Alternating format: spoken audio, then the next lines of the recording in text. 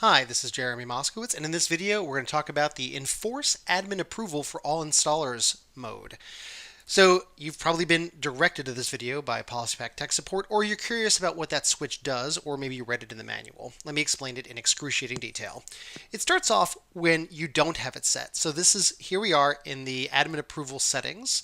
The idea is that you can see installers is not configured, or it says do not enforce. So either not configured or do not enforce will have the same default behavior. Let me show you what that will look like. So by way of example, here's the full package of Chrome standalone. And what happens is that we don't detect that it's an installer. And if we don't detect that it's an installer, well, here's what happens. You get the UAC prompt because for some applications that then call Windows function calls, we can't get and create a PolicyPack admin prompt for you at this point. So what this means is that Google says, hey, you want to install without admin privileges? Yeah, let's go ahead and do that. And then users start installing stuff, and that's not good. All right, so let's go ahead and cancel that out. So what we can do instead here, okay, let's go ahead and kill all this. What we can do instead is we can turn this on. Now this has a pro and a con. Let's talk about what that is and how that works. Double click here, go back to installers, and let's say enforce admin approval for all installers. In other words, try to detect if something is trying to be an installer. Okay, this gives you an example of something that we can detect as an installer here. There are going to be a gaggle of them that we can try to detect as installers. This is one of them. And once this is done and we've changed this method here, well, some behavior changes happen and we try to detect it. Let's see what happens now. If we now try to double click on Chrome's setup as a standard user, oh, hey, look at that. Now the user can't install Chrome or Firefox or Dropbox or Ring Central or any of these kinds of applications. They need your approval first because we'll start detecting them as installers. So let's say you don't want to accept that, fine. Just don't answer the phone when they ask for a request code. On the other hand, if you did, you are welcome to, at that point, accept their request code here through admin approval and then give them back a response code here. And again, I'm doing this as if they were calling in over the phone. And this will then work. I didn't copy it correctly. R-O-A-O. Oh, there we go. R-O-A-O. And then the second block is T-S-P-Y. T-S-P-Y. T-S-P-Y. And there we go. And Chrome will install at this point because you've given them the admin rights to do so. So that is the pro side of the enforce admin approval for all installers. We're going to trap these things that try to be installers and force you to get that. And in fact, you can see down the lane here, there's another thing that's requiring that. So you're going to have to go through with the user and you may get several prompts. Another application that's like this is iTunes. iTunes also will give you several prompts down the lane, which, isn't good or bad. It's just show business. So let me go ahead. Maybe this will decide it wants to copy this time. Nope, I have to type it in. Okay, so that's R-O-A-X, R-O-A-X, oops, R-O-A-X, and then the second one is O8X8, O8X, O8X8. There we go. And now it's complete. So now that's good to go. Now that's the pro side. Again, the pro side is we trap these kinds of installers. Again, another one would be iTunes, iTunes setup.exe. Again, same way. We're trapping it now where before it wouldn't be trapped and you kind of get halfway through. So that's the pro side. But there is a con to this, and let me show you what that looks like. Let me go ahead and sign out here.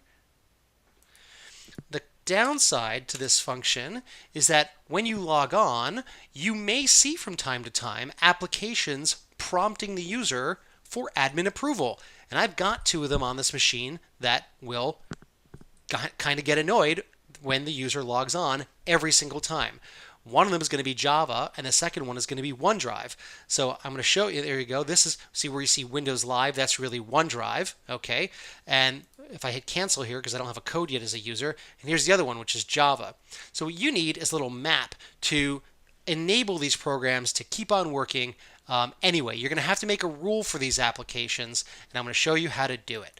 So the way you're going to do this is you're going to start off, you can either use the event viewer or the policy pack logs. So I'm going to use the policy pack logs to do it. In app data local policy pack, if we go to least privilege manager here, okay, what you're looking for, the file is the PP user operational log, PP user operational log. You're going to see what thing triggered that prompt. Okay, so if we go to the bottom of this log here, we'll work backward. So here is Java. So you have a couple choices. You could use, say, policy pack application manager and turn off the prompts for Java altogether. That's a choice. Or you can make a rule. I'll go ahead and make the rule here. So what I'm going to say is, hey, anytime this command line is attempted to run, then go ahead and just let it run. That's okay. Not elevating it, not doing anything special. I'm just going to go ahead and let it run. So in order to do that, okay, I've got a policy here that I'm going to use on the user side. I could do it on the computer side too. It really doesn't matter. I kind of have one. Actually, yeah, all right, I'll just do it in the same GPO. Why not? That'll work just fine. So what I'll do is I'll create a new executable policy here, and I want to make this one as a simple rule. Actually, no, it's not. It has to be a combo rule. Even though the only combination I'm using is command line arguments and path. So in other words, I'm saying this path with, actually it has no command line arguments, so it's just simply a path, so that makes sense.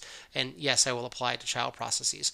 I'm saying that if that file, which I'm going to paste in, bang, so when this thing tries to run, go ahead and let it, okay? So not run with elevated privileges, we just want to allow and log. Just go ahead and let it try to run, even though it may or may not do anything.